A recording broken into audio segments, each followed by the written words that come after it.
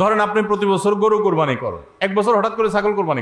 কোরবানি করেন, আপনি বলবেন এই বছর তাহলে তো গরু গোশত দিতে পারবো না, তো আরো কয়েকটা ছাগল কিনে কোরবানি আরো বেশি করা যায়, তো একজনে একটা বেশি করলে সমস্যা নাই, ছাগল অনেকগুলো কিনে গরিব দুঃখীদেরকে দিয়ে দেন, তারা কোরবানি করে তারা গোশত খায় ফেলাকে আপনার তরফ থেকে কোরবানি হয়ে যাবে, আপনি একটা ছাগল করেন, দেখেন এটা মানাইতে পারেন কিনা নিজেরই। যদি কোনো অসুবিধা না হয়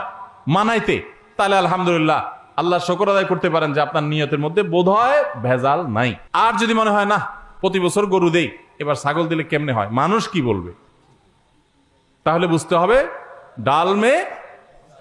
কুচ কালা নেই পুরা হি কালা হয়।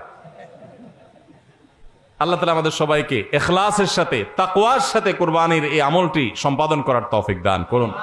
ভাইরা আমার, কোরবানির সামনে আসছে, এখন থেকে আমরা একটু পরিবারের সদস্যদেরকে নিয়ে বসি, বাচ্চা সহ ফ্যামিলির সব সদস্যরা একটু বসেন, মশওয়ারায় বসেন,